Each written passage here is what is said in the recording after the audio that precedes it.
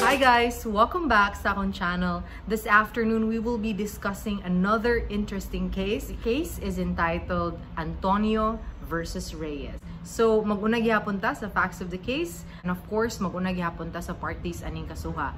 Ang petitioner here kay ang bana nga si Leonilo, and the respondent here ang iyahang gireklamo kay ang iyahang asawa nga si Marie.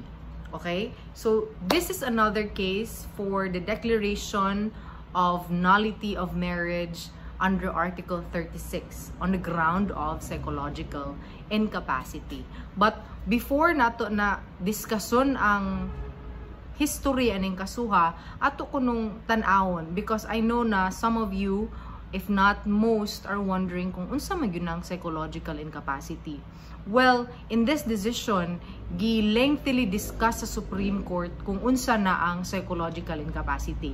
And ako alang isite gamay kung unsa ang magiingon sa Supreme Court with respect to the explanation pertaining to psychological incapacity. So, here it goes. Psychological incapacity pertains to the inability to understand the obligations of marriage.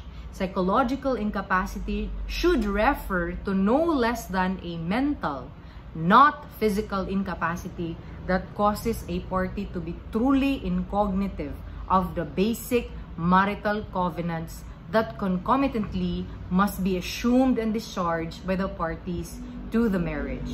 Ningon ng Supreme Court, the evidence to establish psychological incapacity must convince the court that the parties or one of them was mentally or psychically ill to such extent that the person could not have known the obligations he was assuming, or knowing them could not have given valid assumption thereto. Further, ningon ng Supreme Court, jurisprudence since then has recognized that psychological incapacity is a malady so grave and permanent as to deprive one of awareness of the duties and responsibilities of the matrimonial bond one is about to assume. So, giingon sa Supreme Court, no, nga dili lang mere physical incapacity, but it practically pertains to the psychological incapacity of the parties to assume his or her marital obligations. Pero giklaro sa Supreme Court nga walay uniformity sa instance nga makaingon ka nga kani siya nga partner or kani siya nga party is actually psychologically incapacitated.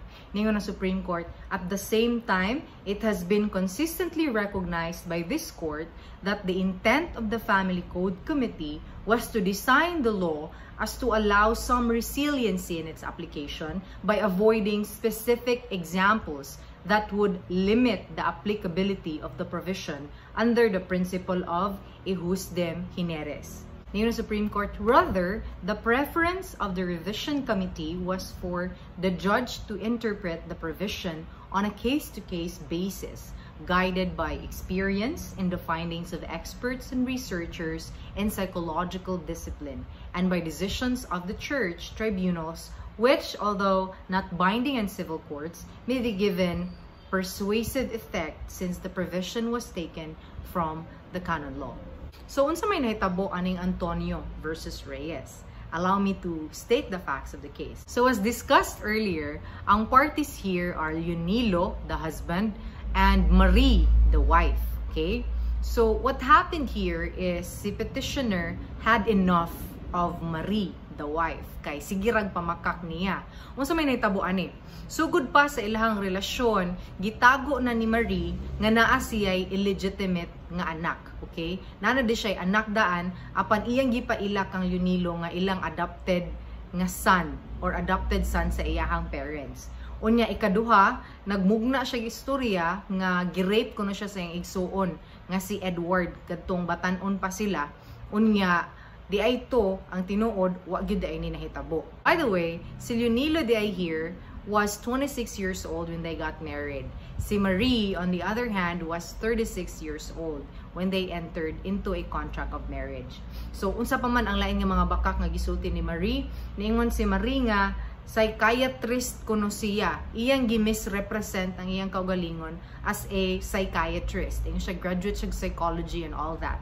And then, iya hapong gi-claim nga freelance singer siya sa Black Gold Recording Company. And in fact, iyang gipanghambog sa iyang bana nga siya kuno ang top earner sa Black Gold Company, earning 2 million annually. And this was in the 1980s nga case. So basically, when you say 2 million pesos annual, dako kayo na siya nga bagay. And then, iya hapong nag-invento sad siya og mga higala. Kani silang babes ko no, og si Via, iyang mga amiga, magpadani niya kintahay og mga letter nga gi-praise siya nga top earner sa Black Gold Recording Company. Also, she claimed nga dako kayo siya og earnings. In fact, iyang ipakita ni Leonilo ang iyahang payslip. Unya, dako kuno kayo siya dito og sweldo when in fact, she's only earning about 7,000 a month. In fact, nimpalit siya og sala set during sa ilahan ng kaminyoon ha.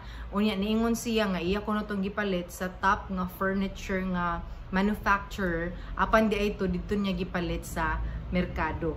Unya, she also exhibited insecurities and unreasonable jealousies to the point nga manawag siya sa mga co-workers ni Leonilo para lang yun masuta kung asa si Leonilo, to the point yun nga nauwawan na yun si Leonilo. So, human ani tanan nga mga panghitabo na puno si Leonilo. So what he did is he filed for a petition to declare their marriage null and void on the ground of psychological incapacity on the part of the respondent. The respondent here is the wife, Marie. Ningon siya, sobra na yun ni kabakakon ang akong asawa, unya iyang pagkabakakon would render her unable to fulfill her essential marital obligations sa amuang kaminyoon. So, niabot ni sa Supreme Court nga issue, and the issue here is whether or not the respondent was indeed psychologically incapacitated to fulfill her essential marital obligations. So, giunsa ka ni pagdesidera sa Supreme Court? Let's find out. So, the Supreme Court in this instance said nga, to the mind of the court, all the above are indications that respondent is psychologically incapacitated to perform the essential obligations of marriage. It has been shown clearly from her actuations that the respondent has that propensity for telling lies about almost everything, be it her occupation, her state of health, her singing abilities, her income, etc. She has this fantastic ability to invent and fabricate stories and personalities. So niingon ang Supreme Court no, grabe gid ni siya og imagination. Ultimo iyang trabaho, iyang state of health, iyang singing abilities, bisag di siya maay mo kanta, gamugna siya. In fact, the Supreme Court further said that she practically lived in a world of make-believe, making her therefore not in a position to give meaning and significance to her marriage to petitioner.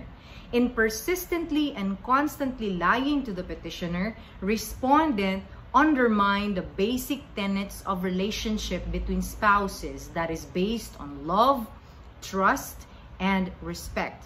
And as concluded by the psychiatrist presented by the petitioner, such repeated lying is abnormal and pathological and amounts to a psychological incapacity. So ngayon na Supreme Court kani dili na gyud ni siya normal, and indeed kani nga actuations and traits of the respondent would constitute psychological incapacity. The Supreme Court further said nga the lies attributed to respondent indicate a failure on the part of the respondent to distinguish truth from fiction, or that at least abide by the truth. Indeed, a person unable to distinguish between fantasy and reality would similarly be unable to comprehend the legal nature of the marital band, much less its psychic meaning and the corresponding obligations attached to marriage, including parenting. One, ningon ng Supreme Court, unable to adhere to reality cannot be expected to adhere as well to any legal or emotional commitments. And as a conclusion, ako ang isite ang giingon sa Supreme Court in its introduction ani nga kaso, pag-ingon niya nga, statistics never lie, but lovers often do. So in this case, the Supreme Court declared the marriage between Leonilo and Marie as null and void on the ground of psychological incapacity on the part of Marie in this case. So mga to guys, ang Antonio versus Reyes. I hope you learned something from it. And to all my students, gonna request, again, I'd like to stress nga I'm still researching and trying to find cases which would best exemplify the scenarios that you asked me to explain or discuss in my channel. So to those who have not yet subscribed to my channel, please subscribe to Darchi Wagas and please hit that notification button so that you will be notified kung naapa ko'y laing cases in the future. Thank you very much for watching. I'm Ping.